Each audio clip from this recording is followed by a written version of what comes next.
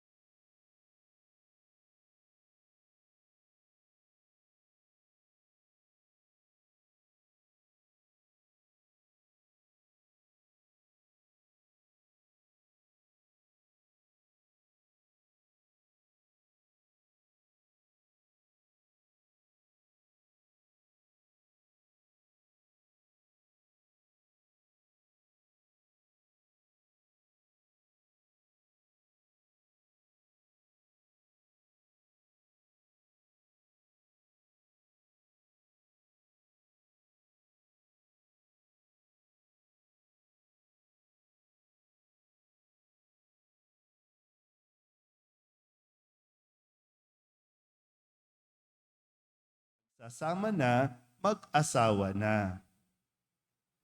Hindi po mag-asawa yun. Mag Ninilinaw ko lang po, no? Kasi marami sa atin, lalong-lalo na po, no? Concern ito ng mga Katoliko Kasi kung Katoliko tayo, dapat mas nakikinig tayo kay Jesus, hindi sa batas ng tao. Ano ang utos ni Jesus? Ano ang ipinapaliwanag ni Jesus? Sabi po dito yung tungkol sa usapin ng paghihiwalay. Hindi ko alam kung sino mga hiwalay sa inyo, no? At hindi ko alam kung malungkot ba kayo na naghiwalay o masaya kayo na naghiwalay na. Sabi po dito, no? Naayon ba sa kautusan na hiwalayan ng lalaki ang kanyang asawa? Kasi po noon talagang ang sabi ko nga no, ang babae ay walang boses ito. Kaya lalaki ang laging humihingi ng kasulatan na hiwalayan. Siyempre, kawawa naman yung babae kapag hiniwalay ng lalaki kasi nga, ang babae nakadepende sa lalaki. Kabuhayan ng babae. Kaya pag nagiging byuda, di ba, isa siya sa ibinibilang na kawawa naman. Mahihirap. Lalo na kung walang anak. O ngayon, ang sabi ni Jesus, kaya lang naman nagkaroon ng kasulatan sa paghihiwalay, pero dapat bigyan ng kasulatan. Ibig sabihin yung agreement para hindi agrabyado ang babae, para hindi kawawa ang babae. Bakit nagkaroon ng kasulatan? Sa katigasan ng ulo natin. Tingnan nyo yung katabi ninyo kung bakit ganyan ang mukha. Dahil ba sa katigasan ng ulo? Pero nililinaw din ni Jesus, ha? Kailangan natin kasi makita din, maunawaan ng kabuuan. Nililinaw ni Jesus. Kung maghihiwalay kayo, okay, maghihiwalay kayo. Pero hindi nangangahulugan na papayagan na kayong makisama sa iba. Kaya sabi ni Jesus sa dulo, kapag ang lalaki humiwalay sa kanyang asawa at pumatol sa iba, nag-asawa ng iba, nangangalunya. Kapag ang babaeng humiwalay sa kanyang asawa at mag-asawa sa iba, nangangalunya rin. Naintindihan ba yon? Katigasan ng ulo ninyo. Gusto nyo maghiwalay? Sige, hiwalay kayo. Maghihiwalay lang kayo ng tahanan. Bakit nga ba umaabot sa punto na hindi nyo na matiis na magsama sa isang bubungan, sa isang kama? Sa mga may asawa dito, no? Usapin na mag-asawa naman ito, ha? Kailan ba kayo huling naglambingan? Ha? Kasi alam nyo, number one reason na nauuwi sa divorce, lack of intimacy. Mga lalaki, ba't kayo natutokso? May init ng katawan. Pumapatol kayo sa iba sa tawag ng laman. Kailangan natin ito i-real talk. Hindi tayo pwede magpa-cute-cute dito. Kasi yan ang pinakadahilan. Pumapatol sa iba. Hanggang sa hindi nag-usap, nawalan ng komunikasyon, nasanay na, hiwalay na lang tayo.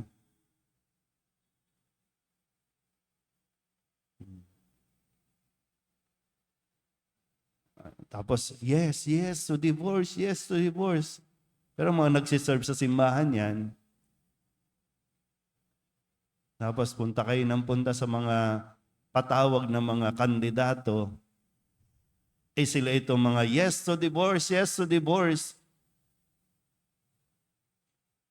Sa estado natin, dito sa lugar natin, sa Kamba, dito sa Divisoria, dito sa Parola, tabi-tabi po, pero hindi naman natin alam yung usapin tungkol sa divorce, pero yes to divorce tayo.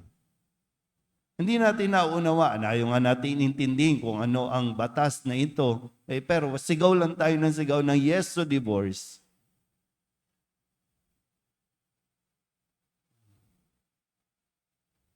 Anong gagawin natin yan?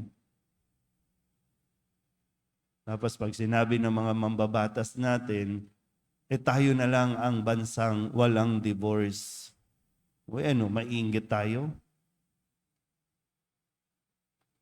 Kasi kadalasan mo, kung sana makita ninyo, pag may divorce, hindi titigil yung pagdami ng wawasaking pamilya. At alam na natin yan, naririnig nga. Pang ilang divorce mo na? 2, 3. Kasi gano'n na lang kadali. Pag ayaw mo na, ayaw nyo na, sige, hiwalay tayo. So para ma-legalize yung pakikikabit, kailangan tayong mag-divorce. Yan ang gusto ng mga babatas. At tingnan niyo po yung mga nagsusulong ng mga batas tungkol sa divorce.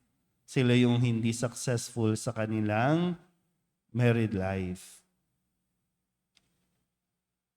Kaya kung halimbawa lang po, kung ako yung may asawa, tapos yung asawa ko nagloko at gustong illegalize yung pagsasama nila, hindi ako pipirma. Hayaan ko silang masunog sa impyerno. Pero hindi naman. Kasi siyempre, pagdarasal pa rin natin na magbago sila. Pero panghawakan mo, kung ikaw yung pinakasalan, kung ikaw yung asawa, panghawakan mo habang buhay. Kasi ikaw, taas noo kang lalakad sa kalye, ako ang legal wife. Kung sino man ang makita nilang kasama ng asawa mo, yan, kabit yan. Habang buhay yan, kahit 60 years old, 90 years old na yan, at sinasabi niyo, wala na po wala naman na kaming ginagawa ba't di nyo pa ituwid? Ba't di nyo pa ayusin? Kasi mananatili kang hindi ka asawa niyan. Kahit po, yung sabihin natin, wala naman po akong ginagawang masama Wala naman po kami inaagrabyado. Tandaan nyo, number 1 natin kailangan sundin ang Diyos. At ang inuutos ng Diyos, huwag kang mangangalunya. So, kung umabot na kayo sa 60 years old, 70 years old, hindi pa rin kayo ang legal na mag-asawa, ayusin nyo ang pamumuhay ninyo. Humingi kayo ng tawad sa Diyos sa kasalanang pangangalunya. Kasi magkakaanak kayo. So anong mentality, anong prinsipyo ang ituturo ninyo sa inyong mga anak? Kaya yung mga anak ninyo, ganun din.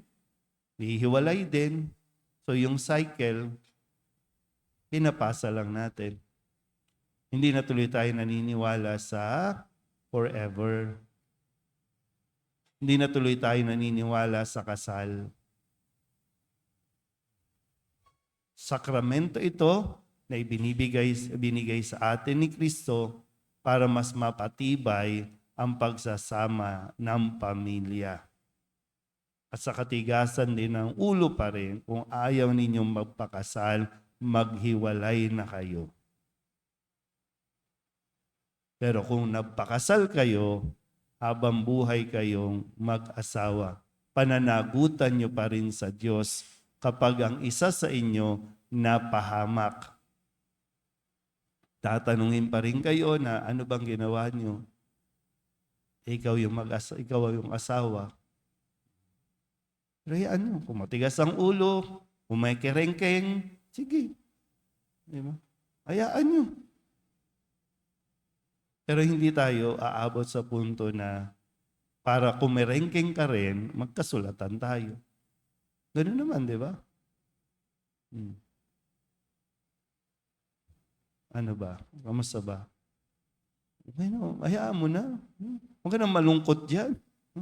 Ang gawin mo na lang, kung ikaw yung babae, magpaganda ka kasi. Ayusin mo sarili mo. Huwag mong pabayaan ang sarili mo. O yung mga lalaki, ayusin nyo naman. Feeling nyo, ang pogi-pogi nyo, kung makapatol kayo sa iba. Isipin nyo yung pamilya ninyo. Ha? Ulitin ko ha, kung kayo ay kasal, para sa inyo ito, kailangan nyong maimulat. Kung hindi kayo kasal, hindi ito sa inyo. At huwag kayong sumigaw na maghihiwalay na kami kasi dapat sa umpisa pa lang naghiwalay na kayo. Umabot pa kayo ng 5 anak, 10 anak. Tapos hiwalayan ko na po siya. Tagal mo na dapat ginawa yan. Kasi matagal na kayong pinapakasal, ayaw nyo naman magpakasal. Umuulan pa naman eh, habaan natin to. Di pa luto yung tapsilugan. Namumblema, baka walang customer. Umuulan. Di ba? Bantayan natin. Ha? Obligasyon natin ito, responsibilidad natin bilang mga taong simbahan, bantayan natin ang mga gustong sumira sa atin pong pamilya.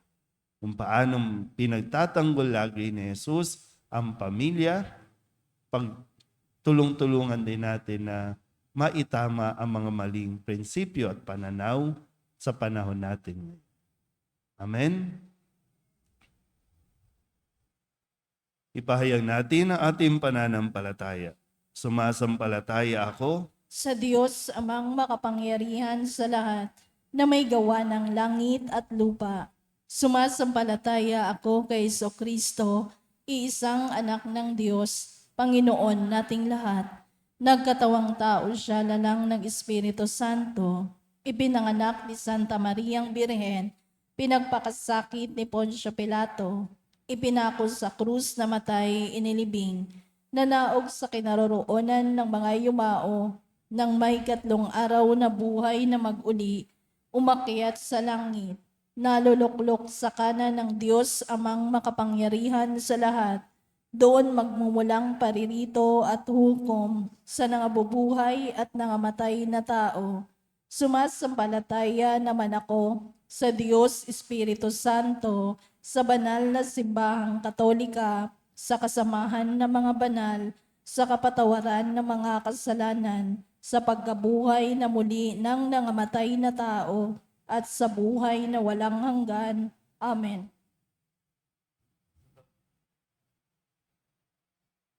Sa pag-ibig, tayo'y nilikha ng Ama. Sa parehong pag-ibig, tayo'y pinagbubuklod.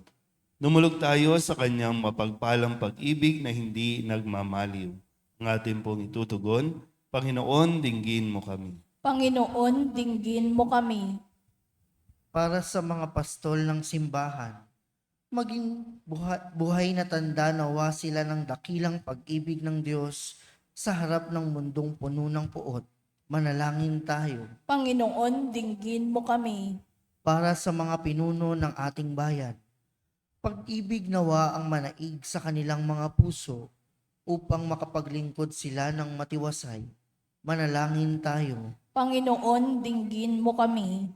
Para sa mga mag-asawa at kanilang pamilya, maging lunduyan nawa ng kanilang relasyon ang Diyos, upang sa mga pagkakataon ng hidwaan, matanto nilang sila'y dapat maging tanda ng pag-ibig ng Diyos sa mundo.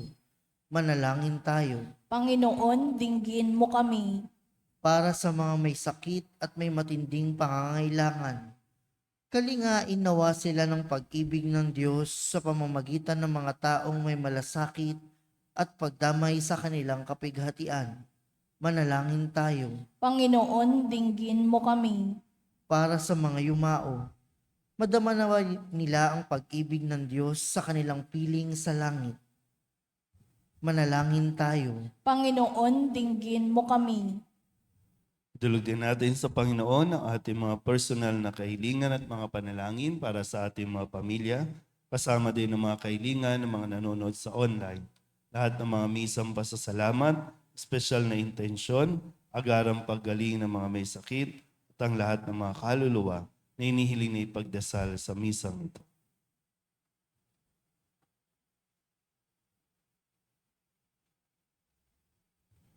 Ang lahat ng ito hinihiling namin sa ngalan ni Kristo, aming Panginoon. Amen. Umupo ang lahat.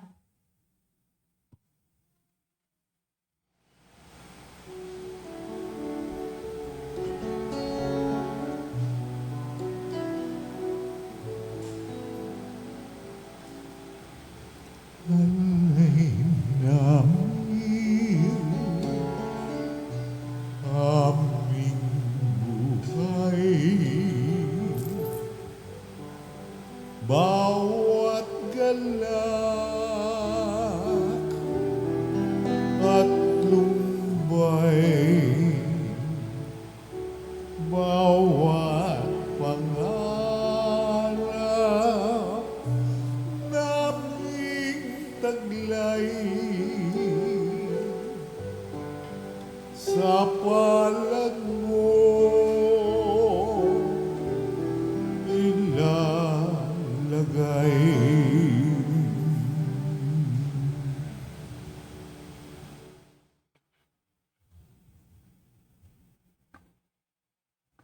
Manalangin kayo mga kapatid upang paghahain natin ay kalugdan ng Diyos sa mga makapangyarihan. Tanggapin nawa ng Panginoon itong paghahain sa iyong mga kamay, sa kapurihan niya at karangalan sa ating kapakinabangan at sa buong sambayanan niyang banal. Ama naming lumikha, tanggapin mo ang paghahain ng mga alay na iyong inihabilin at sa pagdiriwang ng dapat naming ganapin ang kabanalan ng iyong pagliligtas naway sumaamin sa pamamagitan ni Jesucristo kasama ng Espiritu Santo magpasawalang hanggan. Amen. Sumainyo ang Panginoon. At sumaiyo rin. Itaas sa Diyos ang inyong puso at diwa. Itinaas na namin sa Panginoon. Pasalamatan natin ang Panginoong ating Diyos. Marapat na siya ay pasalamatan.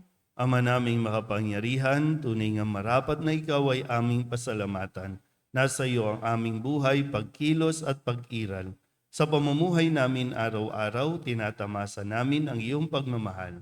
Sa pag-ibig mong ipinunla sa sangkatauhan, ang Espiritu Santo'y unang aning bigay ng anak mong naglagak sa amin ng katiyakang nakalaang mabuhay kami sa piling mo kailanman.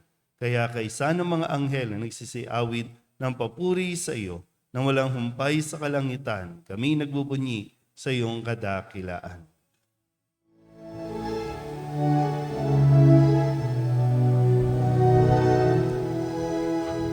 Santo, Santo, Santo, Diyos makapangyarihan, napupuno ang langit at lupa ng kaluwalhatian mo. Hosana, Hosana sa kataasan, pinagpalang na paririto sa ngalan ng Panginoon. Hosana, Hosana sa kataasan.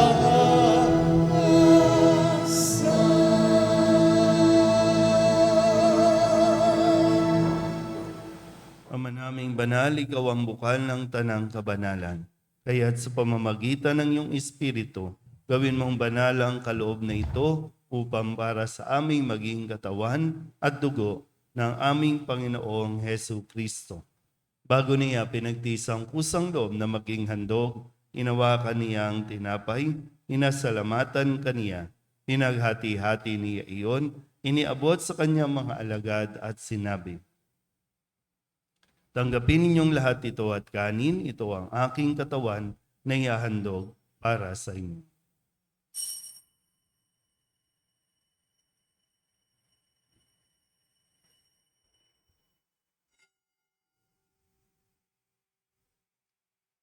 Gayun din naman, nung matapos ang hapunan, hinawakan niya ang kalis, muli kaniyang pinasalamatan. Iniabot niya ang kalis sa kanyang mga alagad at sinabi, tanggapin ninyong lahat ito at inumin. Ito ang kalis ng aking dugo, ng bago at walang hanggang tipan, ang aking dugo na ibubuhos para sa inyo at para sa lahat, sa ikapagpapatawad ng mga kasalanan. Gawin ninyo ito sa pag-alaala sa akin.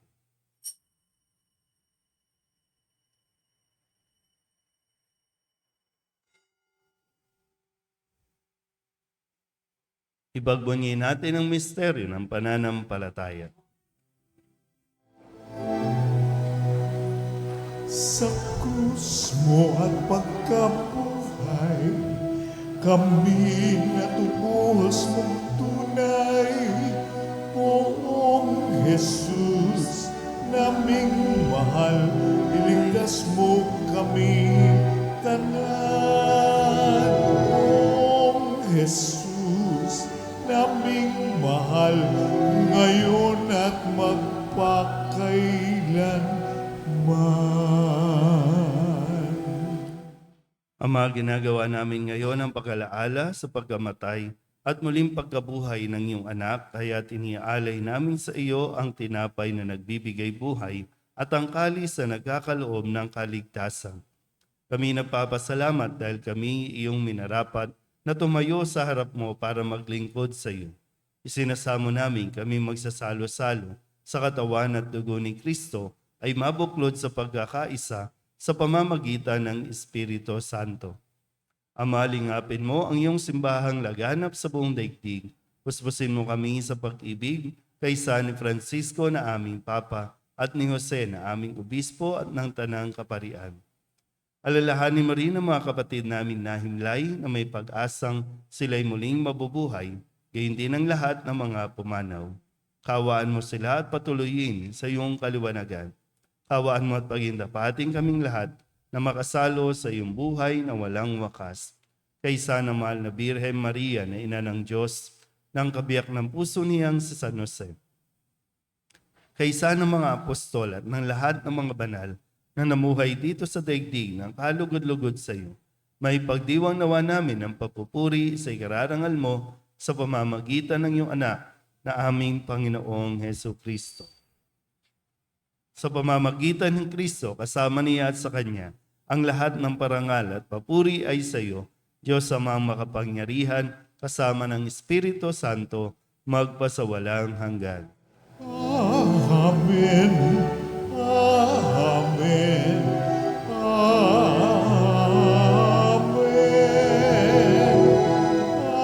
Amen.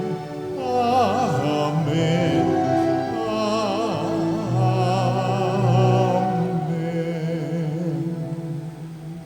Sa tagubilin ng mga nakagagaling na utos at turo ni Jesus sa Panginoon natin na Diyos, ipahayag natin ang lakas loob.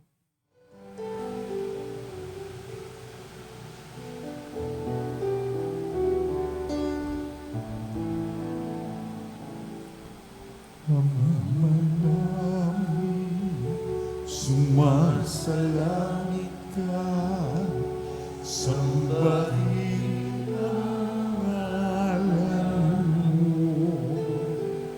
Mapasa amin ang kaharian mo, sundin ang loob mo. Dito sa lupa, para lang sa langit, bigyan mo po kami ngayon ng aming kakanin sa araw-araw at patawarin mo kami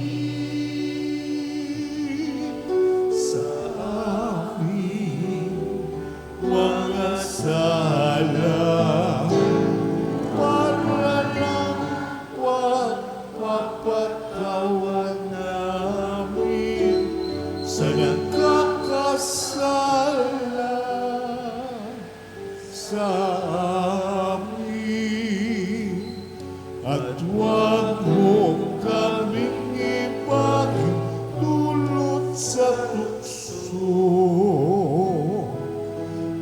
Iyaya mo kami sa lahat ng masama.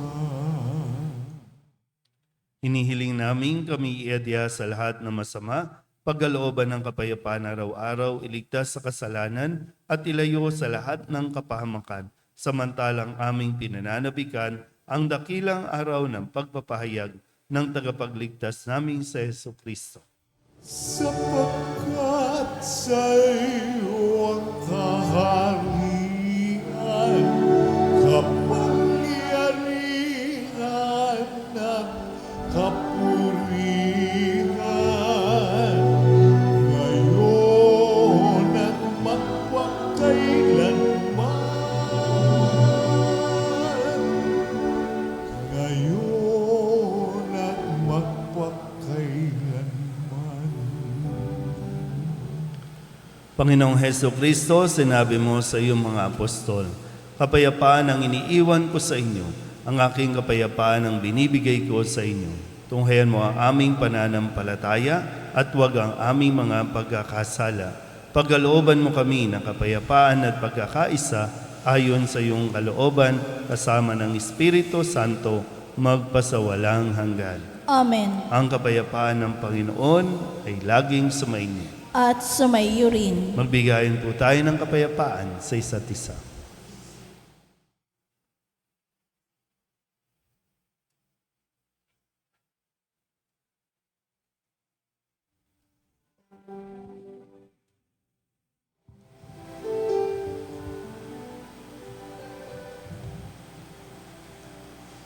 Kordero ng Diyos na nag-aalis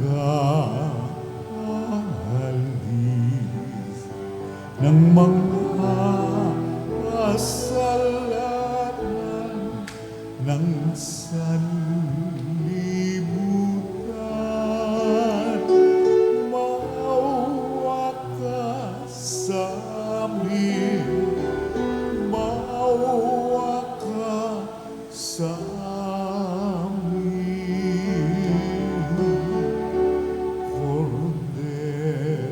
Kordero ng Diyos na nag-aalis ng mga kasalanan ng sanlibutan, maawa ka sa amin.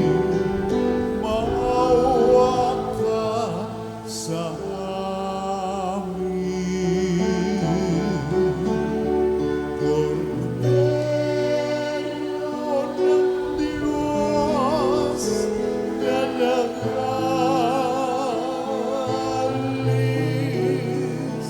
na nag-aalis ng mga kasalanan ng sanlibutan, ipagkaloob mo sa amin ang kapayapaan.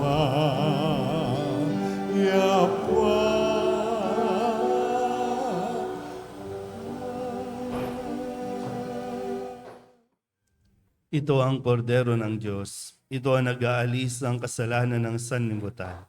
Mapalad ang mga inaanyayahan sa kanyang piging. Panginoon, hindi ako karapat-dapat na magpatuloy sa iyo. Ngunit sa isang salita mo lamang ay gagaling na ako.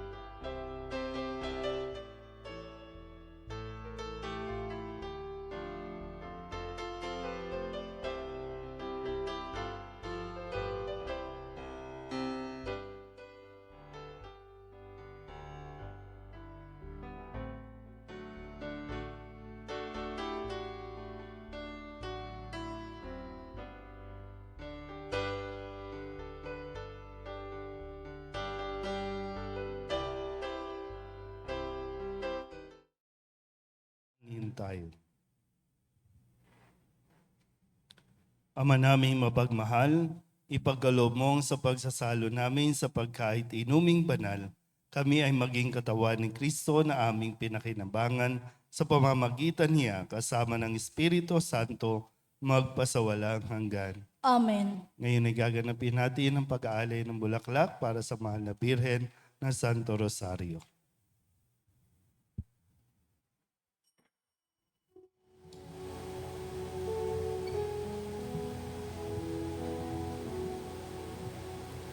Sa aking paglalakbay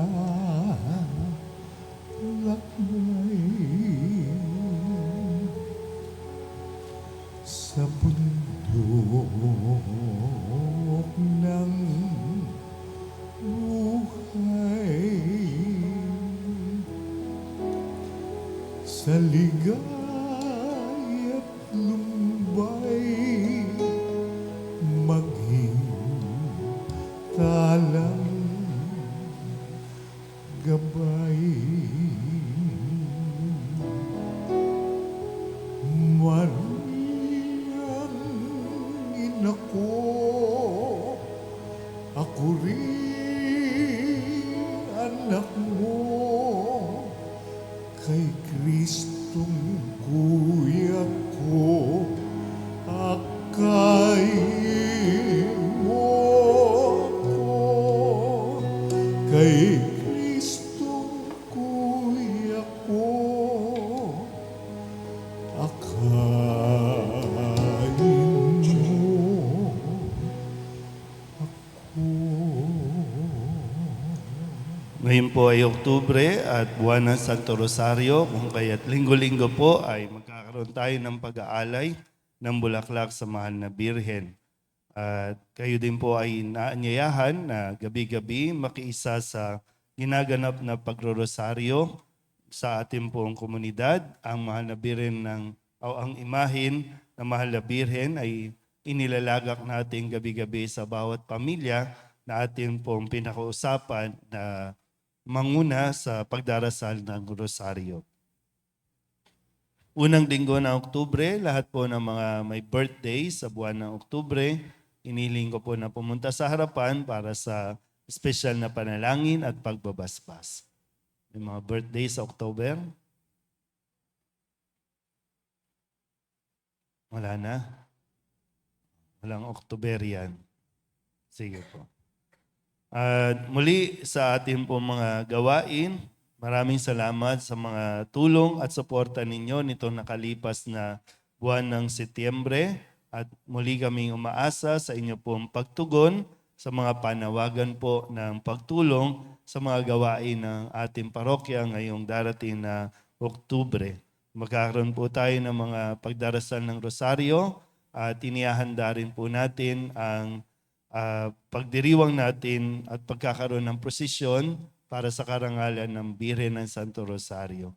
Sa mga susunod na linggo po ang mga detalye ng ating pong iba pang mga gawain. Sumainyo ang Panginoon At sumaiyo rin. at pagpalain kayo ng makapangyarihang Diyos, Ama at Anak at Espiritu Santo. Amen. Tapos ang banal na misa, humayo tayo sa kapayapaan ni Kristo. Salamat sa Diyos. Mayroon pa rin pong misa at mesa na inihanda ang ating SSDM. Maaari pa rin po kayong manatili at mag-almusal.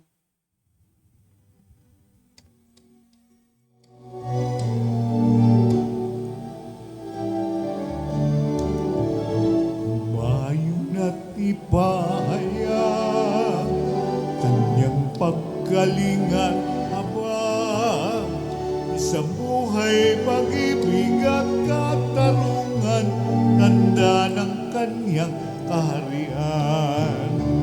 Ang mga dakila't dukha, ang banal at makasalanan, ang bulag at lumpo, ang api at sugatan, ang lahat ay inaanyayahan.